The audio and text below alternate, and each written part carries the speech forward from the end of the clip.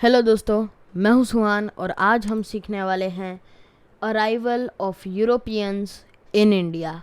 अंग्रेज़ हमारे देश में कैसे आए। तो चलिए देखते हैं हम इस चैप्टर में क्या क्या पढ़ने वाले हैं। इंडिया बिफोर ब्रिटिशर्स, अंग्रेज़ों से पहले हमारे देश की कैसी हालत थी, क्या थे।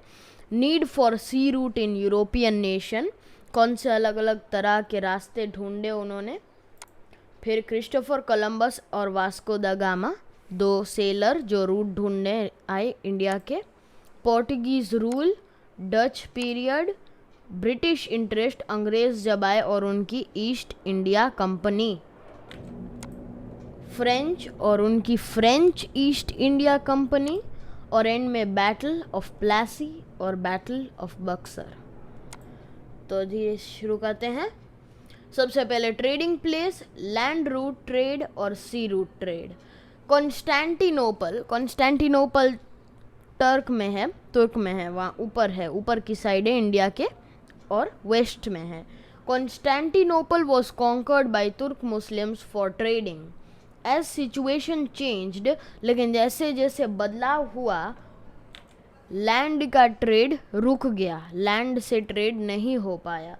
एज अ रिजल्ट तो सारे यूरोपियन देश जो हमारे कंट्री के साथ ट्रेडिंग कर रहे थे वो लोग उनको ट्रेडिंग रोकनी पड़ी।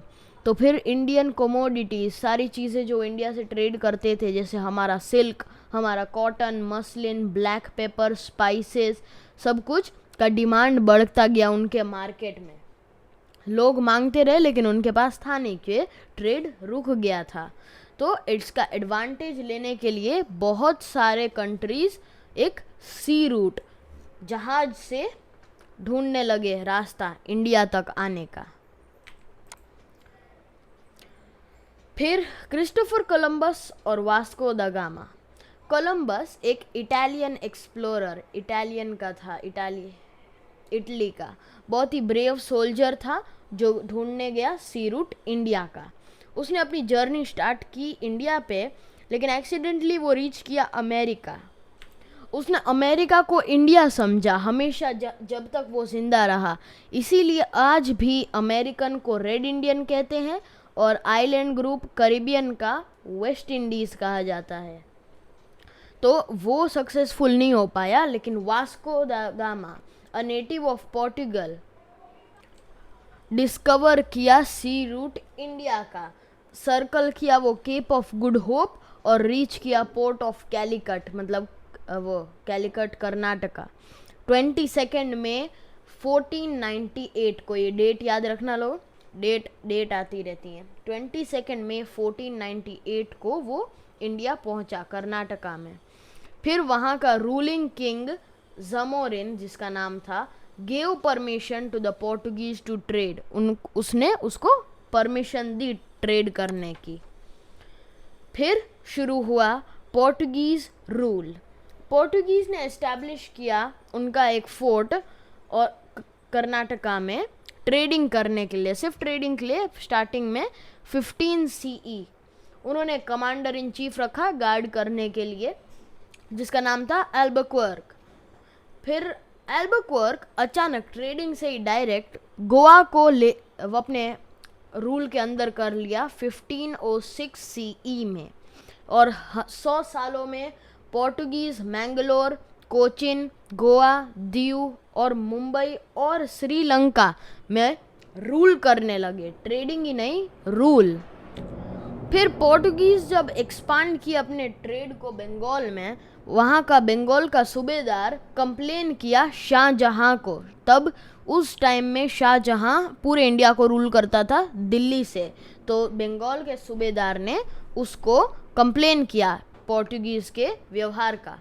तो शाहजहां ने ऑर्डर किया सारे पोर्टुगीज़ शिप्स को जला दो और वो उनका फोर्ट हुगली को भी डिस्ट्रॉय कर दो, उड़ा दो। तो वैसे ही पोर्टुगीज़ रूल एक एंड में आ गया, लेकिन वो लोग अभी भी उस टाइम में भी दीव, दमन और गोवा में अपना रूल रखे। फिर है डच और फ्रेंच। डच आए थे और एस्टैब्लिश किए फोर्ट्स पुलिकाट और मद्रास में, जो अभी चेन्नई कहा जाता है मद्रास। और उन्होंने एस्टैब्लिश किया एक ट्रेडिंग सेंटर भी आगरा में 1663 में। फिर फ्रेंच एस्टैब्लिश किए French east India company. East India company British की है, इनकी थी फ्रेंच ईस्ट इंडिया कंपनी 1664 में।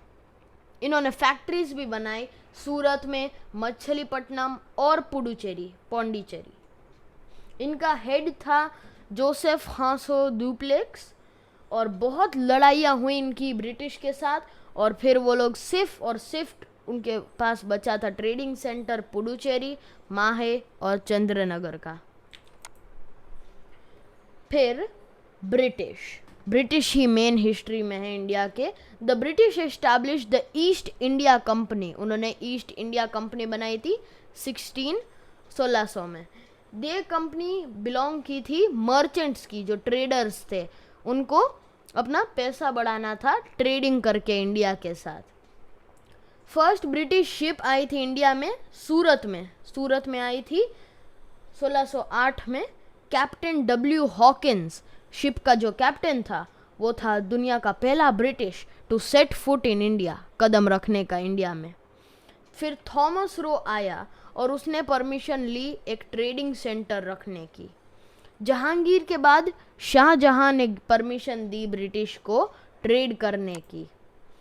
फिर ईस्ट इंडिया कंपनी और टैक्स की लड़ाई, डिस्प्यूट्स। ये बहुत बड़ी इंपॉर्टेंट लाइन है, मैंने अंडरलाइन भी की है, सब लोग नोट कर लेना।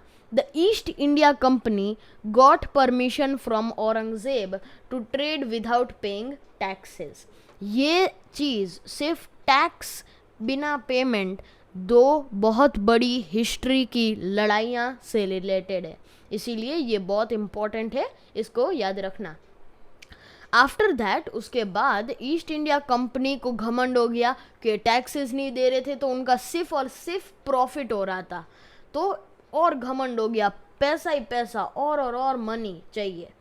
फिर जो बंगाल का इनकम था जो टैक्स कलेक्शन से हो रहा था वो एकदम कम हो गया, रिड्यूस हो गया। तो नवाब था जो बंगाल का, मुर्शिद अली खान ने इसे ओपोज किया, रोका। फिर वो, लेकिन उन्होंने नहीं रोका, तो ये डिस्प्यूट चलता रहा अली वर्दी खान के टाइम में भी। अली वर्दी खान के बाद उसका बेटा सिराजुद्दौला ने कमांड लिया और वो एक बहुत बड़ी लड़ाई में शुरू हो गया ब्रिटिश के साथ।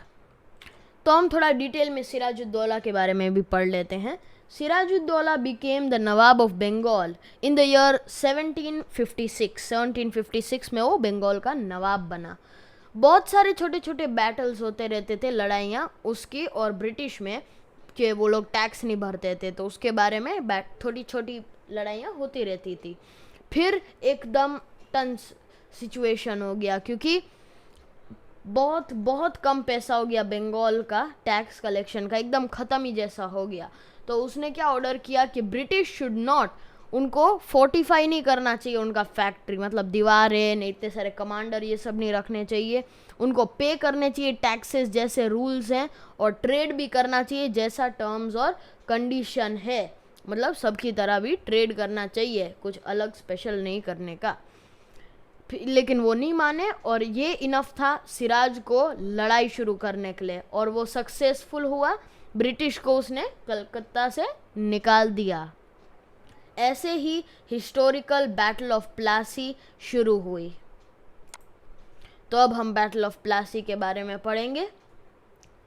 बैटल ऑफ प्लासी, ब्रिटिश जो जब निकल गए कलकत्ता से, उन्होंने काउंटर अटैक किया रॉबर्ट क्लाइव के लीडरशिप में। रॉबर्ट क्लाइव एक बहुत बड़ा जनरल था। रॉबर्ट क्लाइव ने मीर जफर था कमांडर सिराजुद्दौला की आर्मी का, उसने मीर जफर को पैसे दिए और एक प्रॉमिस कहा कि मैं तेरे को बंगाल का नवाब बना दूंगा अगर तू मेरे को हेल्प करेगा। तो मीर जफर उनकी साइड ज्वाइन कर लिया। उसकी हेल्प के साथ रॉबर्ट क्लाइव ने सिराजुद्दौला को मार डाला बैटल ऑफ प्लासी में। ये फर्स्ट बैटल थी कंपनी से लड़ी गई जो मार्क की ब्रिटिश रूल इन इंडिया। पहली लड़ाई थी कंपनी से। और फिर शुरू हुआ गेम ऑफ थ्रोन, एकदम पूरा नवाब चेंज होने लगे और सब कुछ होने लगा। ब्रिटिश को एकदम पैसे ही चाहिए थे फिर। तो एज प्रॉमिस्ड ब्रिटिश ने मीर जफ़र को नवाब बना दिया कि उन्होंने प्रॉमिस किया था।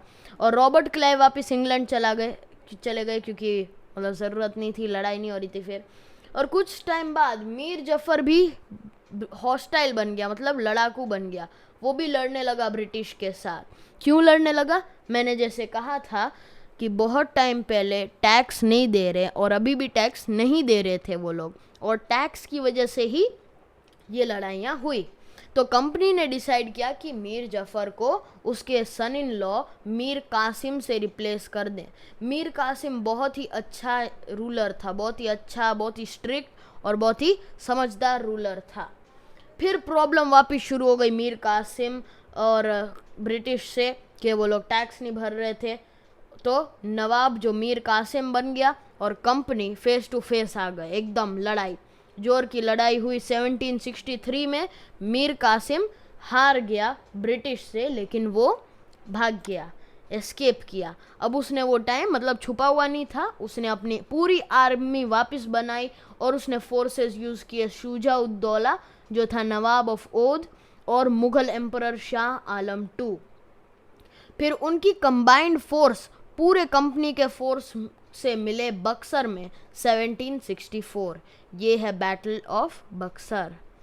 फिर ब्रिटिश जीत गए लड़ाई और अचानक पूरा बंगाल, पूरा अवध जो है लखनऊ और पूरा मुग़ल एम्पायर उनके अंदर आ गया। कैसे?